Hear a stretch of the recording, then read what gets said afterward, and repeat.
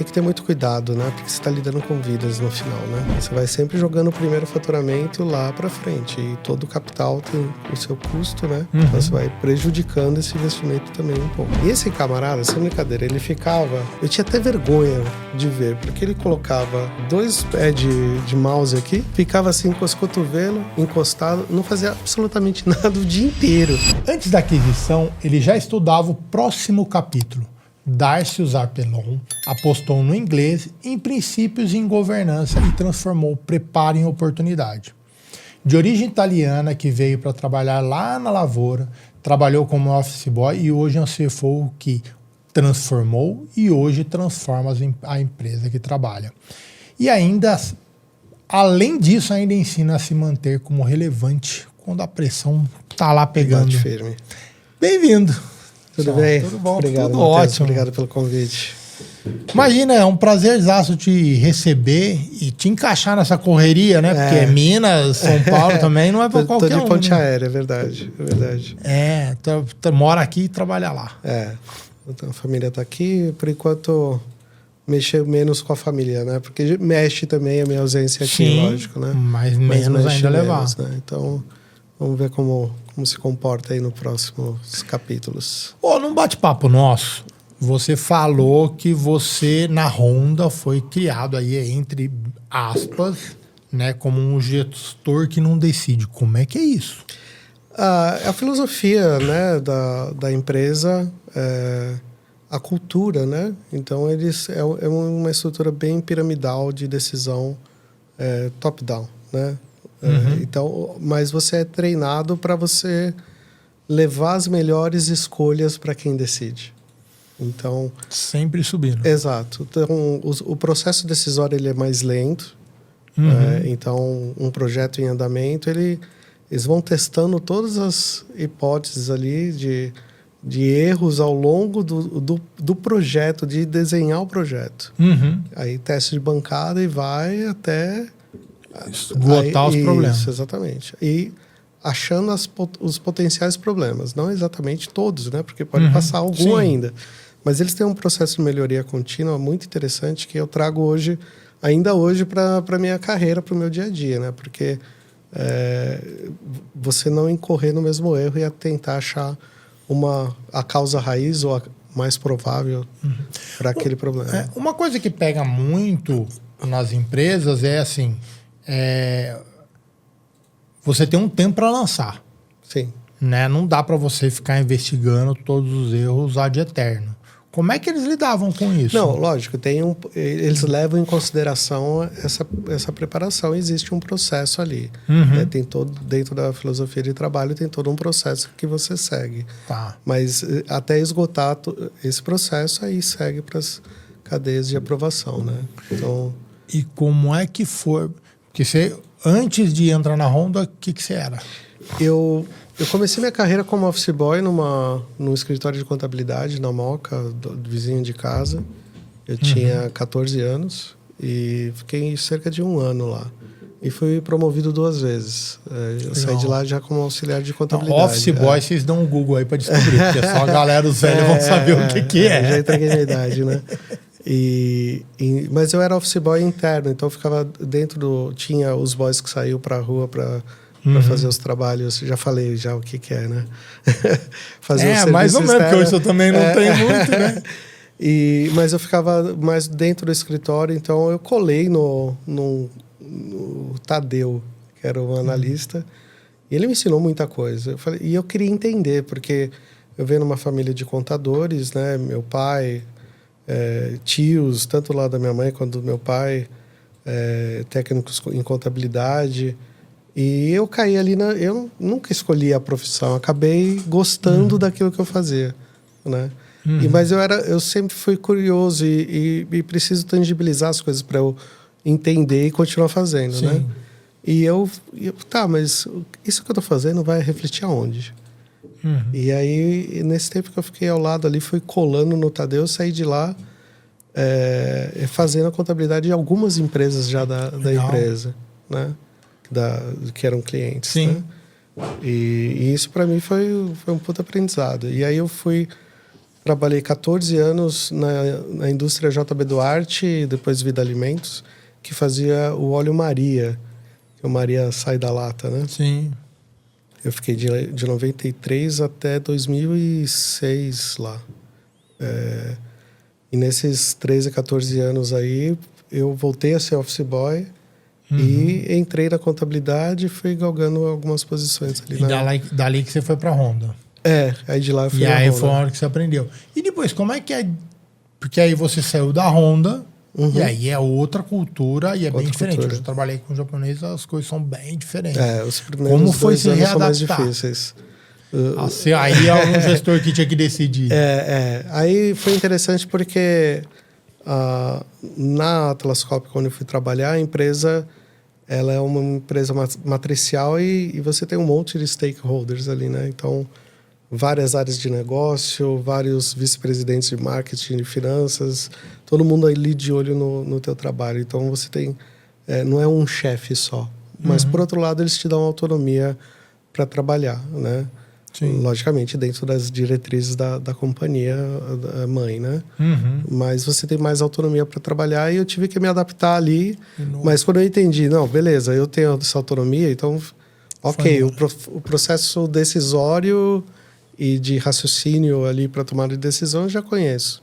Então, fica mais fácil. Do começo de carreira, lá naquela vida de office boy, né? E pegando ali um pouquinho, o que você aprendeu ali que você usa até hoje?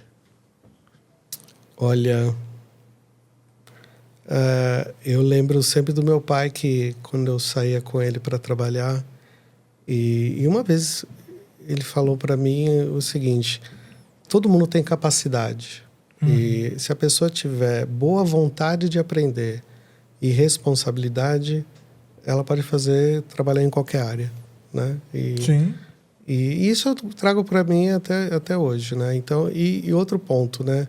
Eu sempre procurei fazer mais do que o meu cargo, né? Então, eu estava como office boy, eu não tinha o trabalho de um analista, mas já estava fazendo um trabalho de analista. Sim. Mas eu queria aprender, então sempre procurei aprender, Matheus. Nunca parei ali, tá bom, é isso que eu faço, o meu job description é esse, eu não ganho para fazer mais do que isso. Eu sempre procurei para eu aprender, porque conhecimento ninguém tira da gente, né? Sim. Conhecimento Eu estava falando essa semana, além de não ocupar espaço, não sai da gente e só leva a gente para frente. E que nem minha avó dizia, né? Cabeça ocupada, né? Ou cabeça vazia é oficina pro chifrudo, né? É verdade, é verdade. Né? Não, e sair, não é simples sair de office boy para chegar como CFO. Não é. Precisa ter persistência. É aquilo. Seguir o que seu pai falou. Cara, vai. E resiliência também, Sim. né? Lógico que eu, graças a Deus, cheguei onde eu cheguei. Tive sempre muito apoio dos meus pais. A gente veio de uma família simples, né? Meu pai foi o primeiro a se formar na família. Então, o meu avô... Enfim, a família do meu pai e da minha mãe, a gente não teve privilégios. Pelo contrário. O privilégio que eu tive foi de ter nascido num lar que me deu valores, né? Meus pais, minha família me passou muitos valores. Então, de respeito, de trabalho, né? De não ficar esperando as coisas caírem do céu, né? A gente sempre foi batalhando, né? E aí tu chegou como CFO, agora um cara que decide, um CFO delega muito. Também faz, né? Também faz. E aí, o que não delegar? É uma pergunta difícil, né? Mas assim, é esperado que você tome decisões, né? Mas a decisão tem que ser coerente e trazer paz também, né? Meu chefe fala bastante isso hoje. A gente tem que trazer... As decisões não podem trazer um incômodo. Lógico que todo investimento, né, para um empreendedor é um risco, né? Sim. Então há um incômodo. Mas você tem que estar bem com aquela decisão, né? Então, a minha função hoje é de trazer tranquilidade para o investidor, para o meu patrão, né? No final das contas. De que está tudo ali, principalmente que não é só o dinheiro, é é o compliance, reputação. Sim. Hoje qualquer coisa sai na mídia, então você tem que cuidar da reputação tanto da empresa para a continuidade do negócio da empresa, né? Você falou em decisão. O que te norteia? O melhor, assim, se tivesse que escrever um parágrafo, 3 linhas, de que você precisa olhar quando você vai tomar uma decisão, você fala, cara, é isso aqui que eu preciso olhar para saber o que eu decido. O que seria? Olha, é difícil essa pergunta, Matheus, mas assim, eu procuro ser muito pragmático, né? Por exemplo, você está num momento de criar um business case, alguma coisa assim. Você tem que ter algumas premissas, né? E naturalmente, alguns projetos que vão trazendo para aquele business case, às vezes vão desviando. Uhum. Mas tem esse. Gente, está dentro da premissa, então você tem que sempre ter uma base. Ela pode não estar perfeita, você pode revisá-la. Tá. Mas, gente, vamos ver primeiro dentro daqui se a gente não acha, dentro dessas premissas, algo que se encaixe. Uhum. Né? Senão a gente vai ter que revisar, mas aí a decisão, de novo, né? De revisão, às vezes não cabe só a mim, né? Logicamente, eu posso propor alguns cenários, mas a decisão no final é da companhia, né? Você vem há muitos anos trabalhando na indústria química e ela tem, mais especificamente, farmacêutica. Farmacêutica, sim. Né? Ela tem uma especificidade que é muito dela, que tudo tem prazo de validade. Assim, sim. Como, por exemplo, a aeronáutica, tudo, além de ser específico, muito específico, tudo tem que ter uma rastreabilidade gigante. Sim. Né? Na aeronáutica é assim. Na farmacêutica não precisa ter tanta rastreabilidade. Precisa, não? Tem rastreabilidade de lote. Se você tem um problema com o produto, você tem que rastrear onde está. Sim. Aí, ok, mas não se resume, entre aspas, ao lote ali. Né? Não só o lote, é todo o processo, né? Tá. Todo o processo produtivo. Eu não sou especialista, tá? Mas o pouco que eu aprendi nesses últimos 6 anos todo o processo produtivo ele tem que ser altamente rastreável, né? E documentado e auditado tanto por equipes internas de controle de qualidade, como também auditado pela vigilância sanitária. Perfeito. Né? Então, e você tem que ter todos os logs lá, né? Registrados. E no prazo de validade que eu estava comentando agora, né? Ele até você comentou que até a fita que fecha a caixa tem prazo de validade. Em alguns produtos, sim, exato. Né? E é muito comum, eu imagino que isso deva levar uma série de tempo, estudo para colocar tudo para funcionar, né? Ou quando dá algum problema na esteira, né, de fornecimento ou tudo, você tem que correr atrás de tudo. É muito comum no mercado, nas empresas como um todo, né, ter aquele negócio, cara, bora fazer a coisa acontecer e colocar. Na indústria farmacêutica, você tem que respeitar os prazos, segurança. Como é que é lidar com isso lá? Tem que ter muito cuidado, né? Porque você está lidando com vidas no final, né? Sim. E o produto ele tem que ter estabilidade. 14 dias depois você não pode vender o produto até 14 dias para ele estar estável, testado, e aí entra para comercialização. É bem, bem complexo. Mas o setor alimentício, foi o primeiro que eu trabalhei, também tem suas particularidades, porque você tem que controlar a temperatura, né? Por exemplo, a maionese ela é envasada fria e você pode deixar ela na gôndola sem resfriamento. A margarina não, você envasa ela quente e depois ela porque ela foi feita uma emulsificação, aí depois você tem que colocar na geladeira, senão ela quebra a emulsificação e ela vira uma água, né? Caraca, vivendo e aprendendo, não tinha a mínima ideia. Não tinha mesmo. Porque a margarina, na prática, a maionese é óleo com ovo ali batido, né? Sim. Mais outros ingredientes. A margarina é óleo com água e corante de manteiga, alguma coisa, e bate e vira aquela emulsificação. Né? Sim. E aí, mas ela tem que estar gelada. Senão ela quebra a emulsificação. Mas ela é feita quente e tem que ficar gelada. A outra que estraga rápido pra caramba, só faz gelado. Temperatura ambiente, né? Então, você tem toda a cadeia de depois, não só de produção, mas de transporte, se é uma cadeia fria. E na indústria farmacêutica você também tem produtos que tem que estar resfriados. Então, toda a cadeia de transporte tem que ser fria. Né? E como é que é para um CFO lidar? Porque no lançamento de um produto, né, da indústria, né? Porque tem um tempo. Sim. Né, vamos investir agora, blá, blá, blá. Sim. Tem que convencer investidores, convencer a própria empresa, né? Primeiro convence a própria empresa, depois vai convencer investidores. Fala, cara, é lá na frente que a gente vai colher. A maturação do lançamento de um produto, eu trabalho na indústria de genéricos, né? O genérico, basicamente, é uma cópia de um produto referência que caiu a patente. Certo. Né? Mas você tem que testá-lo. Então, isso é alocação de capital pura, porque o investimento hoje num produto ele só vai trazer resultado, se tudo der certo, em 3, 4 anos. Então, essa é a real. E isso para um genérico. Sim. A indústria que faz pesquisa mesmo é um desenvolvimento muito mais longo. Então, uma droga inovadora... Então, aí está falando de quase 10, 15, 20 anos. Ainda a gente hoje fica discutindo sobre algumas vacinas que não existem ainda, né? Você não tem uma vacina da dengue, estava sendo desenvolvida, não sei se saiu já, né? Mas, eu já li que tem estudos avançados, mas daí está pronto, ter comprovado que ela é eficiente, eu não vi exatamente, nenhuma, não. Mas é alocação de capital, puramente. E aí...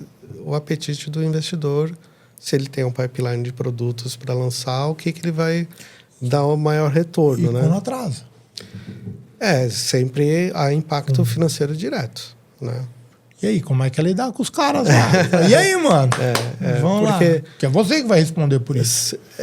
Explicar, na realidade, exato, né? Não responder, mas explicar. Os atrasos, se você tem um atraso no desenvolvimento... Você vai sempre jogando o primeiro faturamento lá para frente. E todo o capital tem o seu custo, né? Então, você vai prejudicando esse investimento também um pouco, né? Quanto tempo demora para cair uma patente? Eu não sou especialista, mas... eu não sei se são 10 ou 15 anos, não sei te dizer. Até que é pouco, achei que era mais. Eu confesso, tá bom. Eu sei que no passado o Brasil já usou, inclusive, como moeda de troca para falar, vocês não vendem barato, a gente vai quebrar a patente. A lei dos genéricos, que foi criada lá na década de 90, fez justamente isso. Quebrou as patentes ali, meio que a fórceps, né? Sim. Então, aquela lei falou, não, a partir de agora não tem mais...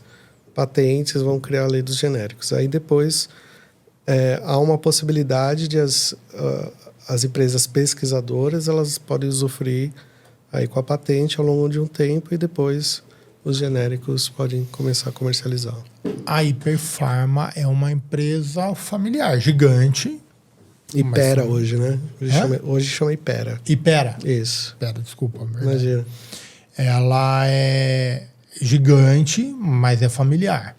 Como é lidar... E você já trabalhou, como você falou? Não, eu trabalho na Hipofarma. Hipofarma. Sim. Não, é verdade. Cara, é tanto hipo que Deus amado do céu, mano. Hipofarma. Como é lidar, trabalhar com uma empresa familiar? Porque você já trabalhou em multinacionais sim, e tal. Quais são as grandes diferenças? Olha, o processo decisório é mais rápido numa empresa familiar, né? Porque você está mais próximo ali da família, né? De quem toma a decisão final, né? Então, isso é um fator positivo. Por outro lado, você está mais próximo da pressão também, né? Sim. Quando você está aqui numa indústria, uma subsidiária aqui no Brasil de uma empresa do exterior, então... você não sente tanto o calor que o pessoal lá na sede está sentindo, né? Sim. Então, por outro lado, mais trabalhar numa indústria farmacêutica, você também tem a oportunidade, e familiar, você tem a oportunidade de fazer a diferença mais rapidamente, porque você traz experiências que você obteve anteriores para colocar, principalmente onde eu estou agora, que é uma indústria, é uma empresa em transformação. Sim. Né? Uma empresa que tradicional, quase 80 anos desde a sua constituição, na terceira geração, não é simples, né? Ser empreendedor no Brasil e chegar numa terceira geração, então haja estômago, né? Porque Sim, o Brasil, imagino. tanto a parte tributária, inseguranças jurídicas, enfim,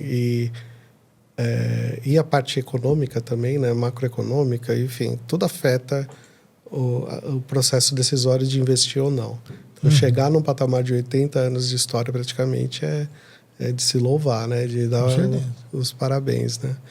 E empregando muita gente também, né? Então, voltando, então, estar próximo dos acionistas, né? Você também acelera algumas coisas e você tem a oportunidade de apresentar mais rapidamente algumas mudanças, né? Para colaborar com o crescimento da companhia. Eu sempre li, né, que a empresa familiar tem todas as vantagens, mas também tem aquela história, cara, eu sempre fiz assim, vai fazer assim, e tem a dificuldade na mudança. É uma real, pelo menos lá? Não, porque já está bem estruturada a governança. Tá. Né? Eu já cheguei, já tem um conselho de administração, as sócias já não participam do dia a dia, tem um presidente e um corpo de executivos que vieram para fazer isso. Então já não é... como é que fala? É uma empresa familiar, mas não é aquela gestão familiar. Já tem executivos que vieram de mercado.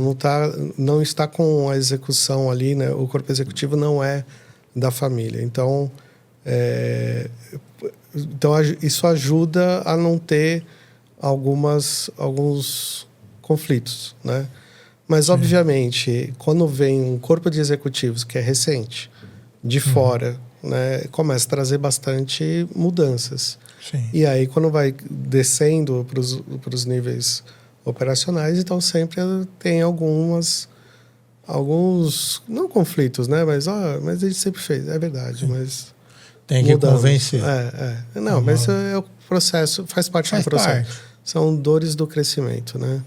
Você que cresceu bastante deve ter sentido bastante dor. Eu sou baixinho, eu não senti tanta dor. Eu tinha uma dor no pé que era gigante, cara. Mas faz parte.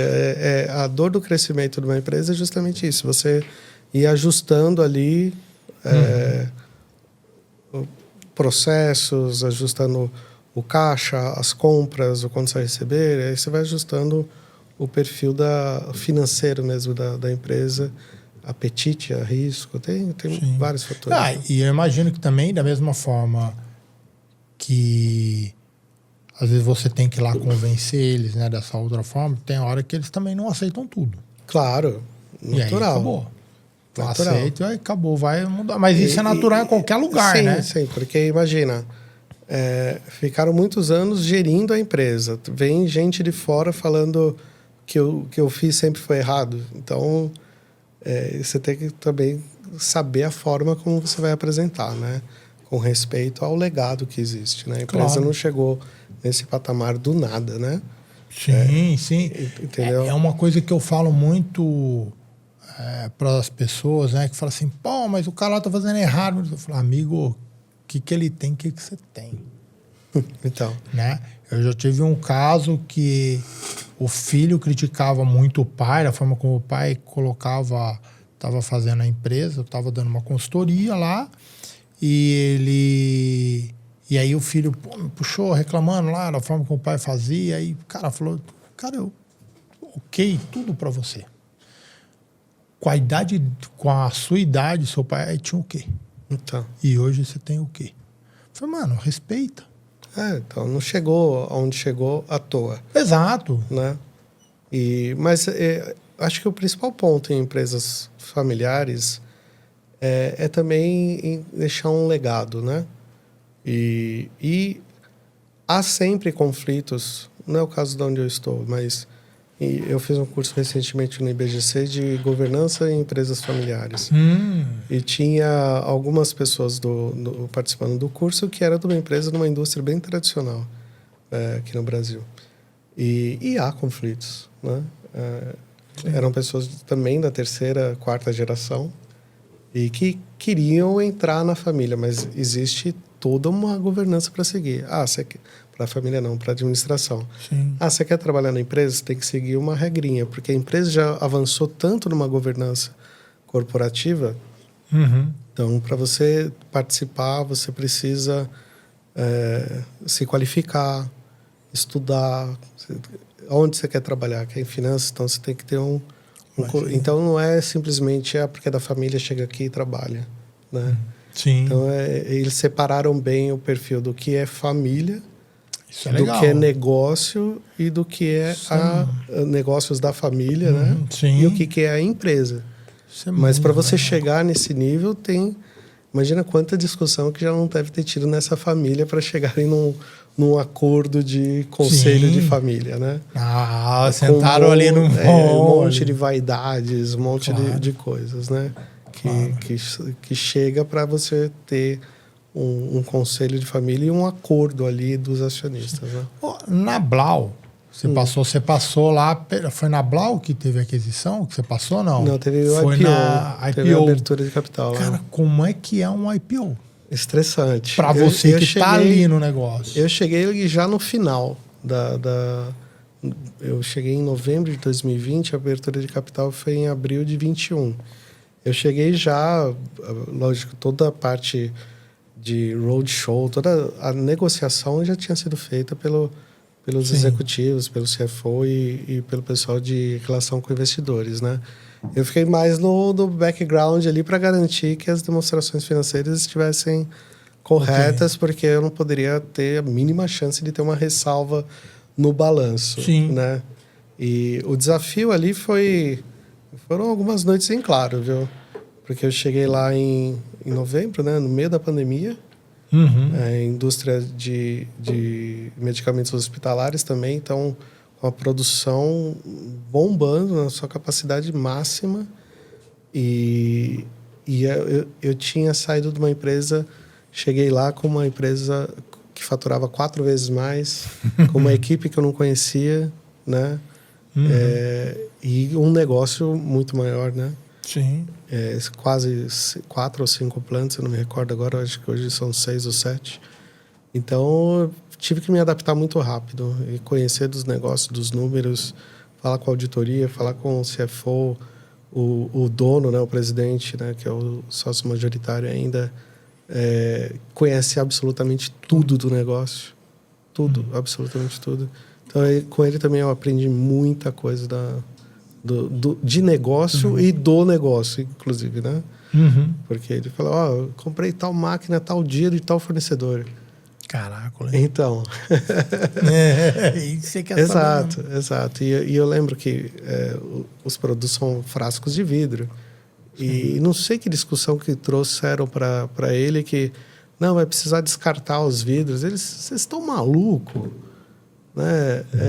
Você compra requeijão de vidro, chega em casa, lava e toma água nele. Vocês não vão destruir vidro, vocês estão malucos. Tudo bem, reciclado. E faz sentido, né? O que tem esse problema? Não, né? Entendeu? Então, e foi recentemente até usei essa frase onde eu estou trabalhando hoje. Usou? Tinha umas ampolas lá, o pessoal, não, vai precisar destruir. Eu falei, que destruir vidro, gente? O chefe meu falava que você toma água no copo de requeijão, para que você vai destruir vidro, né? Então, são aprendizados que a gente carrega para a vida, né? Não, eu concordo. E como é que é? Aí depois, beleza. Não vamos destruir. Só que você, no mínimo, tem que esterilizar para usar de novo. Sim. Como é que aí você faz? Eu não sei de te dizer do processo em si. Porque não é o seu negócio dia a dia ali. Domino, você só deu problema, você resolve. Mas eu acho que era um erro. O pessoal tinha colocado validade no código do estoque lá e estava gerando necessidade de provisão. Aí não fazia sentido. Eu não lembro ao certo o que era. Não, tudo bem. Aí eu entendo porque não é o seu dia a dia, você não é a sua área para cuidar disso. Mas aí, então, o ponto é saber profundamente para desafiar, né? Claro. E exato. Isso não num processo simples, mas também em outros processos também, né? Aí eu falei da venda, que foi como é que é o nome daquela primeira empresa que você trabalhou? Eu trabalhei na Vida Aliás, não, eu Alimentos. vou antes de entrar nessa aqui, deixa eu voltar. Você entrou lá, ainda era antes da IPO. Aonde? Na Blau, quando você entrou na Blau, sim, ainda sim. antes da IPO. Sim. E aí aí ocorreu a IPO, muda o mundo, ou não? Ainda continua mesmo tocado, mesmo jeito que estava Não, antes? Como é que é isso? Não, Como é que é o acho que eu sou mundo a depois mesma- da IPO? Eu acho que eu sou acho que é a mesma coisa, né? Você diz abertura de capital, né? Você fala. Exato. Não, acho que a gente, lógico, teve vários processos que a gente procurou melhorar, Tá bom, né? ok. Buscar eficiência no time, porque o nível de exigência quando você abre capital é outro, né? Tá. Então, os olhos dos investidores estão todos ali, né? Então, um espirro na empresa, o pessoal fala saúde lá na CVM. Então, você tem que ter uma governança bem parruda, né? A IPO leva a uma melhoria de processos que não aconteceria tão obrigatoriamente, não aconteceria tão naturalmente, é isso. Você precisa cumprir com vários protocolos de governança, né, para ter abertura de capital e manter também a abertura de capital. Sim. Né? Então, a informação com o mercado, você não pode ficar vazando informação de qualquer forma, né, senão você é penalizado. E tem várias obrigações. Você tem lá. regra até para falar se você está conversando com alguém, né? Sim, sim. É muito, Exatamente. É muito interessante. E tem que... Quer falar para o mercado, faz um Blau Day que eles têm lá, o Investors Day, que você fala para todo mundo da mesma forma, dá chance de todos fazerem perguntas. Né? Uma coisa que a gente estava conversando e que me chamou muita atenção e aí falando lá do começo da sua carreira, quando você estava trabalhando numa empresa nacional e falou, vou fazer inglês. Sim. Sem perspectiva nenhuma de trocar de trabalho, de nada. E eu acho isso uma coisa muito legal, porque, cara, tu tá olhando lá na frente. Sim. E para mim isso é a base de qualquer um que quer inovar, que quer fazer diferente. De novo, conhecimento, né, Matheus? Conhecimento ninguém tira de você, né? E esse caso que eu te contei era uma indústria nacional e eu tinha terminado a graduação. Eu já estava fazendo inglês e espanhol junto com a graduação. Mas eu também ia me casar, então estava muita coisa ao mesmo tempo. Então eu interrompi o idioma, tinha que entregar TCC e tal. Aí acabou a faculdade. No mês seguinte, eu já estava já tinha me matriculado no inglês. Eu falei, bom, agora eu vou focar no inglês. Porque eu tinha participado de uma entrevista, eu não lembro do nome do Headhunter, mas eu lembro que era da Michael Page, que tinha acabado de chegar no Brasil. Desculpa, bati aqui. Tinha acabado de chegar no Brasil e o cara me entrevistou e falou, já tem 8 anos de experiência, você é jovem, só que você não tem inglês. E eu tinha falado pro cara, não, você me virar. Não sabia, né? E eu achava que sabia. Sim. Ele falou, cara, vai estudar inglês, porque você não acha profissional de finanças e contadores que falam inglês. E é impressionante que a gente já faz 25 anos que eu me formei e até hoje para você procurar um profissional de contabilidade e finanças que fala inglês é muito raro. Eu não sei por quê. Talvez as pessoas mais jovens já tenham uma mentalidade de estudar inglês, né? Mas não acha. É muito difícil ainda. É interessante isso, né? E aí eu fui estudar inglês, estudei 6 anos, não tinha dinheiro para fazer um intercâmbio fora. Então fui estudar aqui no Brasil, toda segunda e quarta, saía do trabalho, ia para a escola estudar. E aí foi interessante que uma pessoa que trabalhava comigo falou, por que você está estudando inglês? Você não usa aqui? Eu falei, pois eu não uso aqui, né? Sim. E a empresa foi adquirida, a empresa não, as marcas, né, foram adquiridas por uma gigante, né, pela Cargill. Sim. E eu já tinha perspectivas de ir para não perspectiva, eu queria, né? Não, eu tracei um plano ali, se Deus me ajudar e eu tiver sorte e conseguir, mas eu preciso estudar. Então, o que eu preciso para trabalhar numa multinacional. Eu preciso de inglês? Eu fiz um planejamento de carreira, de vida e acadêmico. Sim. Falei, não, então em tantos anos eu quero ser CFO. Eu tinha colocado no meu planejamento com 45 anos, com 40 anos virar CFO. Então o que eu preciso traçar para chegar lá? Eu preciso de inglês, preciso saber contabilidade internacional, preciso ter vivência em controladoria. E eu trabalhava na contabilidade só. Certo. Então eu preciso angariar experiência em controladoria, preciso aprender de custos, preciso aprender de fiscal. E eu fui ticando essas caixinhas ao longo de vários anos, né? E voltando, aí a Cargill fez oferta para comprar a empresa. Falei, mas você tá a mesma pessoa, você tá tranquilo, né? Você fala inglês. Eu falei, então, lembra? 5 anos atrás você me falou o quê? Por que eu estudava inglês? E esse camarada, sem brincadeira, ele ficava... Eu tinha até vergonha de ver, porque ele colocava 2 pés de mouse aqui, ficava assim com os cotovelos encostado, não fazia absolutamente nada o dia inteiro. Deus e ainda me criticava porque eu estudava inglês. Eu falei, lógico, que vai criticar. Ele é o primeiro a te criticar.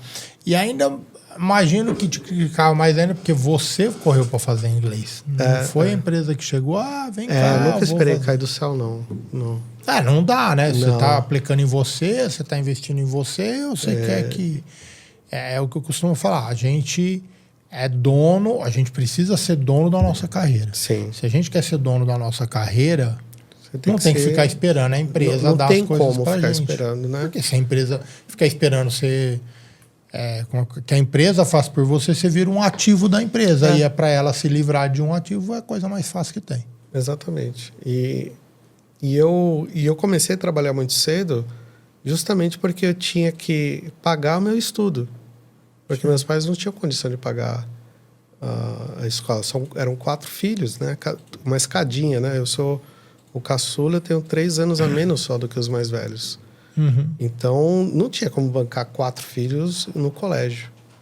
E aí eu fui, os 3 já trabalhavam, comecei a trabalhar de acordar às 6 da manhã, 6:30 da manhã, e chegar meia-noite em casa, porque estudava à noite e pagava o colégio à noite.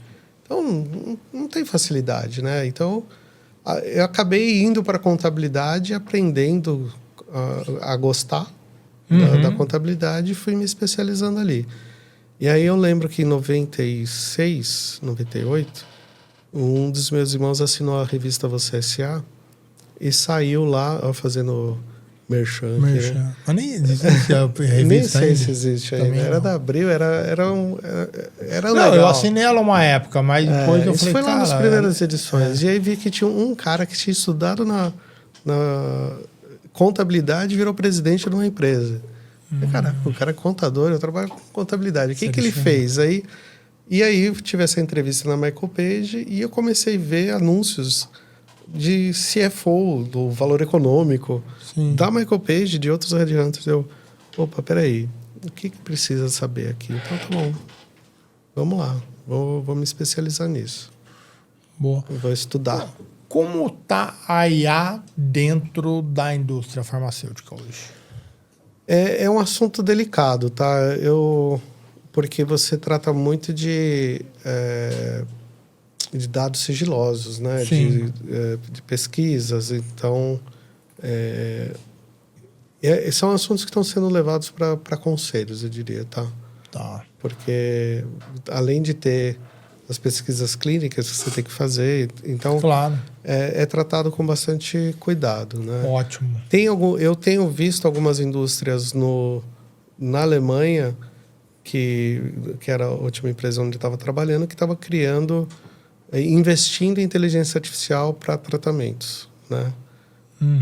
Então tem alguns investimentos eu ocorrendo. sei que na indústria de saúde como um todo, cara, o pessoal está usando muito,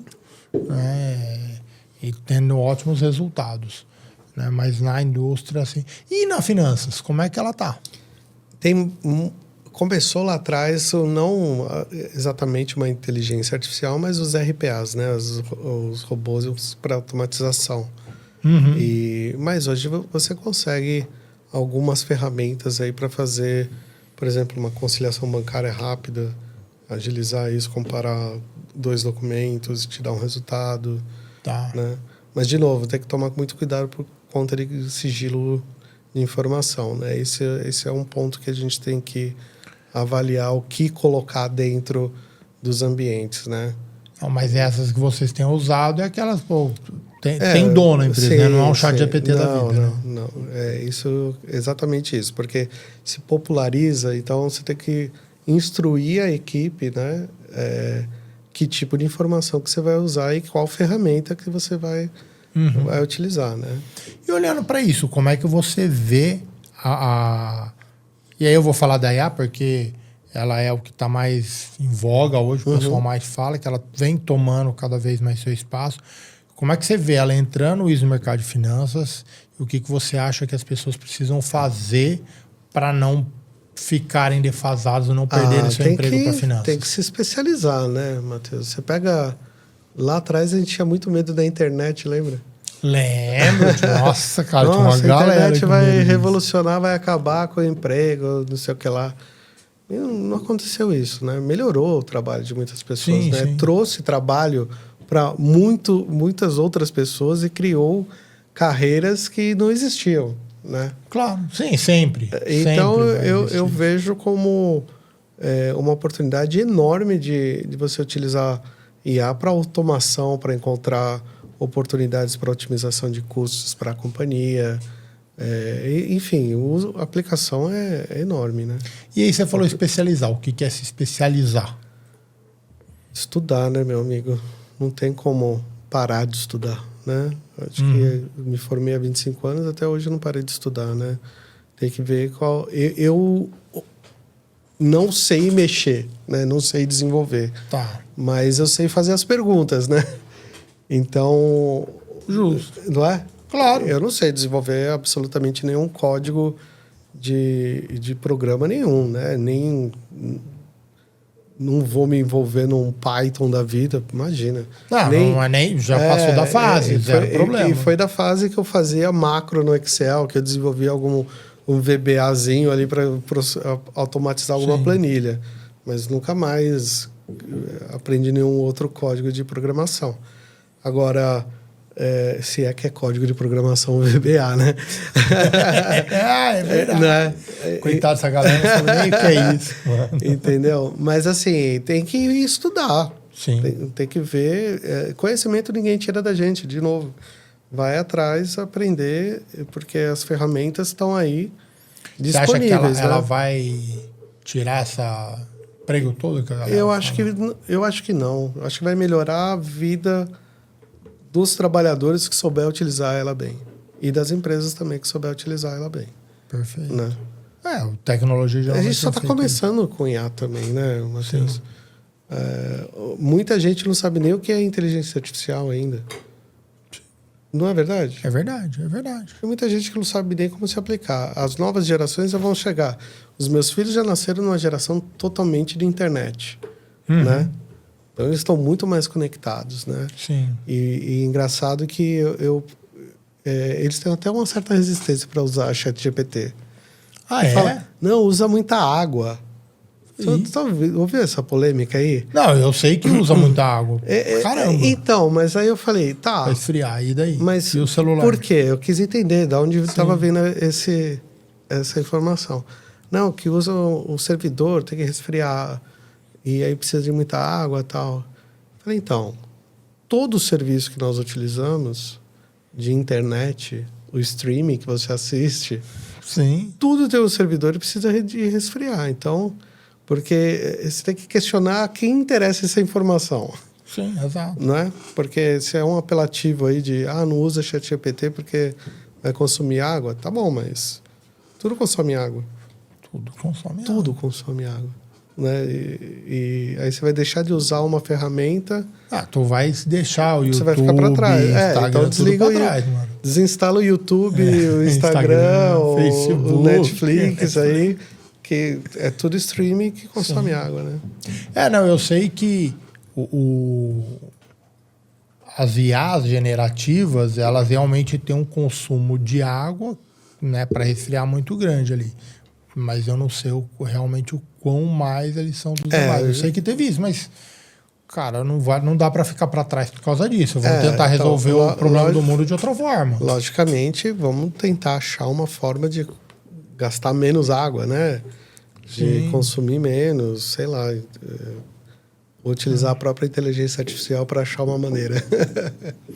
Exatamente. O nosso dia a dia é muito virado com isso. Eu até falo, cara, IA, inteligência artificial, existe, cara, sei lá eu há quantos anos. É IA generativa, que é o ChatGPT da vida, que é uma coisa mais nova utilizando uma tecnologia não, mas a parte de estudo, né? A parte matemática do negócio de trás, a parte estatística por detrás, cara, ela já é bem antiga.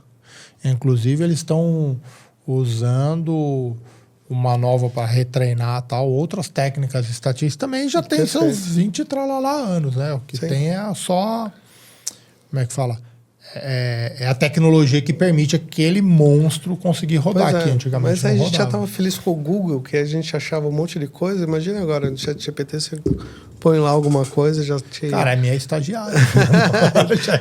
Você terceirizou? Minha estagiária, me ajuda num monte de coisa. Eu uso de bloco de notas, cara. Eu vou anotando um monte de coisas ali, to-dos. Não, eu sou tão chato, cara, que hoje ainda, eu falo, às vezes tá assistindo um filme, não sei o que, e tem alguma conotação de história real e tal, e eu gosto muito de história, aí eu vou lá e vou na hora, falei, isso aqui é isso, é assim mesmo ou não? Eu quero entender o que no filme vai fazer. Cara, tá instalado lá agora, que antes eu já usava o Google e já ajudava um monte, agora é bem mais rápido. Não é?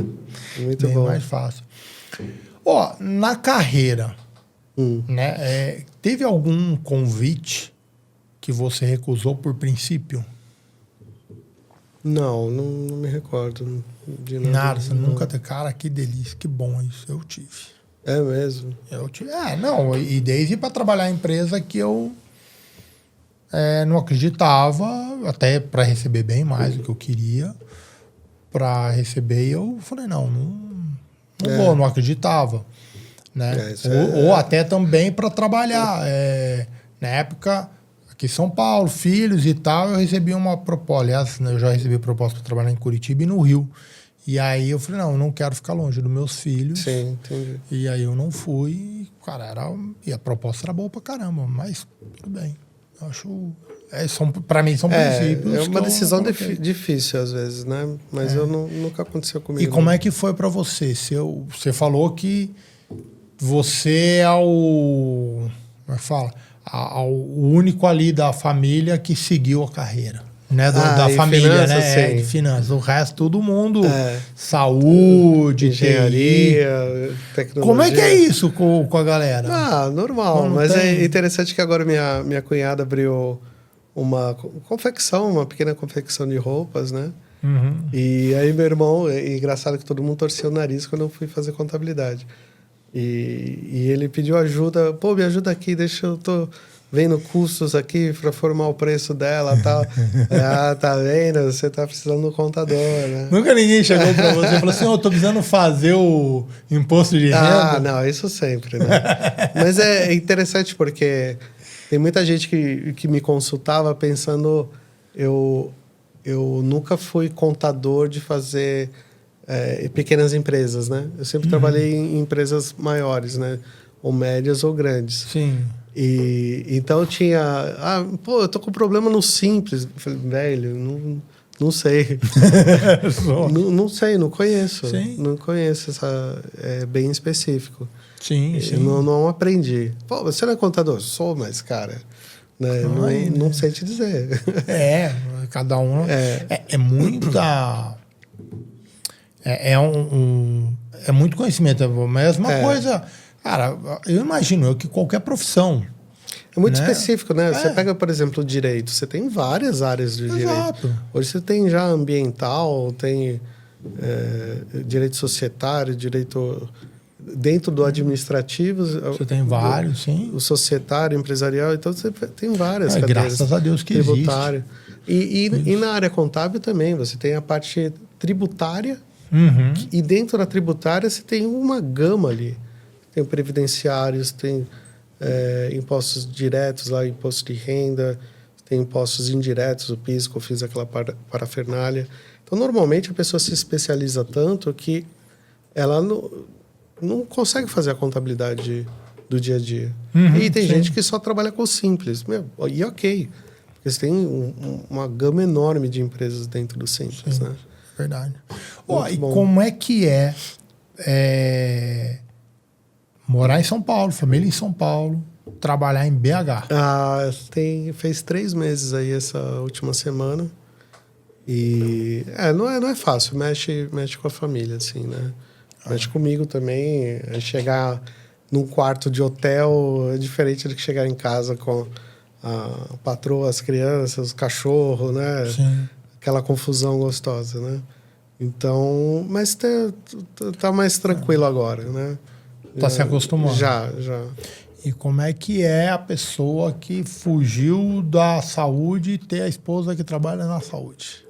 Eu não fugi da saúde, não. Deixa só para meus primos aqui. Sim. Não, a minha esposa, ela trabalha nessa área, né, de saúde, né? Ela é fonoaudióloga. Mas assim... A cabeça de um contador é uma coisa, a cabeça de alguém com saúde é outra. Mas ela é fantástica, né? Ela é uma mulher fora da curva. Entende bem o carinha das exatas? Não, é interessante, porque ela atua como fono e assim, se você conversar com ela conversa de qualquer assunto, com qualquer... Desde um adulto até uma criança pequena. É muito, muito interessante. Ela tem um repertório fantástico. Qual que é a especialidade dela? Ela é fonoaudióloga, ela trabalha com gagueira. E atende crianças, adultos, né? E ela precisa estimular a pessoa a falar. Então, sim. E normalmente tá ali com alguma fragilidade, alguma coisa assim, tem vergonha, né? Sim. Então ela tem que estimular, ganhar confiança, né? Então... Agora me fez lembrar eu tinha um primo que era gago. Cara, eles faziam uma família, cara, do interior. Simples pra caramba. Era uma fruta, que eu não lembro agora o que, ficava só a casca dela, assim, mó pequenininha, cara, malemar, caía água lá dentro. Aí falou, não, tem que beber água daí. E só deixava ele... Pra passar, pra trabalhar... Eu sei que curou, coitado, mas, mano, ele demorava um dia pra beber um copo d'água. Mas isso não sei se é verdade, né? Isso daí. Cara, pensar que é povo de si. Mas na prática é uma condição, né? Não é, sim. Não é porque a pessoa tá nervosa ou ansiosa, né? É uma condição do sistema motor da fala. Eu acho que é isso aí, Fabi. Não nem ela, nem ninguém, pelo amor de Deus, não sou especialista falando disso. Mas é uma condição, porque a pessoa não consegue processar a fala na velocidade que ela pensa, né? É isso? Não é não é um problema de língua presa ou sabe? Tem umas crendices aí. Eu tô longe de crer nisso, mas eu não tinha a mínima ideia o que mas fazia existem técnicas, e ela é especialista nisso. Existem técnicas que você ensina o paciente, né? Ele tem que treinar para que ele suavize a gagueira. Não perde a gagueira. Tá bom. Quem era gago, o ex-presidente dos Estados Unidos, o Joe Biden. Muito gago. Não...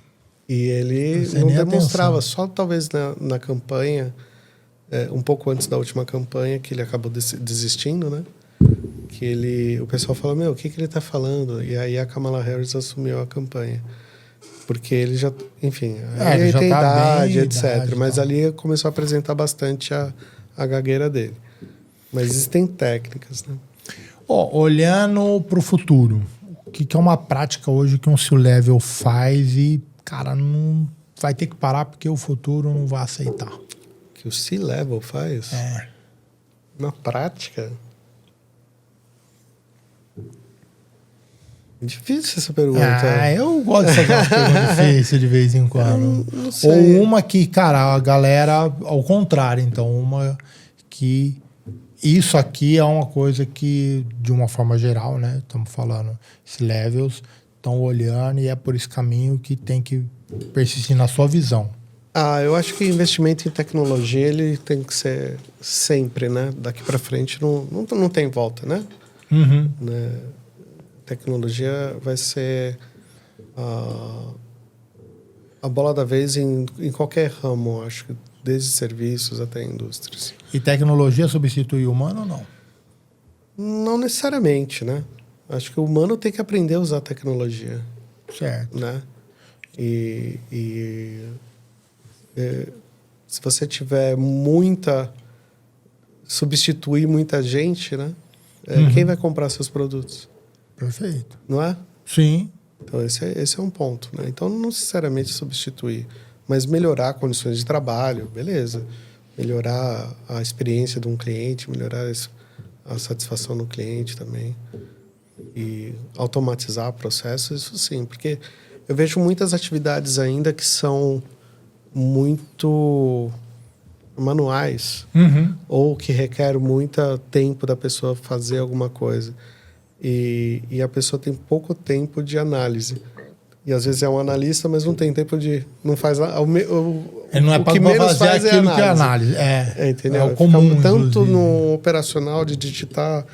Então, acho que tecnologia no sentido de automatizar atividades que não agregam tanto valor assim, e utilizar as pessoas mais para atividades mais... E aí vai do analista querer automatizar esse negócio. Né? Porque e normalmente quem faz... eu sempre fui muito inquieto por conta disso, né? Gente, não é possível que eu vou ficar fazendo isso aqui eternamente, né? Deve ter uma melhor forma de fazer esse troço. Porque eu não vou ficar fazendo isso aqui. Eu sempre fui muito inconformado. Eu tenho que achar um jeito de fazer isso aqui melhor e mais rápido para ter tempo para aprender outra coisa. Perfeito. Né? Então, eu acho que com tecnologia também é a mesma coisa, né? Ainda mais com tanto de ferramentas de IA, que nem a gente falou há pouco, né? Eu vou roubar sua frase ali, eu vou recopiar ela, porque eu também usava. Eu falei, cara, tu é analista. Tu é pago para analisar, inferno. Faz, analisa. Então, pô. Se vira para analisar. Não tem tempo, acha! Resolve o seu problema operacional, então. E tem muita gente que acaba fazendo da mesma forma sempre. Eu vou gastar tanto tempo para... deixa assim. E se conforma, né? Eu nunca fui conformado. Não, um cara que saiu de office boy chegou a ser fui muito inquieto para aprender e para fazer melhor. É isso aí. É isso, cara, brigadão, show de bola o papo, meu, muito bom. Valeu, obrigado pelo convite. Valeu. E, gente, muito obrigado por ficar até aqui. Agradeço, dá um joinha, né? Indica o canal, assina lá que a gente ajuda bastante. E um agradecimento gigante para a Skill Flow, que está aqui com a gente sempre, dando treinamentos, palestras, mentorias para as empresas, treinando líderes melhores. E também um outro agradecimento a People Shaper, que é fazendo quem quer ter seu futuro, quem quer ter sua profissão na mão, quem quer fazer acontecer, é com a People Shaper, ela ajudando todos a serem grandes e melhores treinadores, mentores, palestrantes e consultores. Gente, valeu, muito obrigado.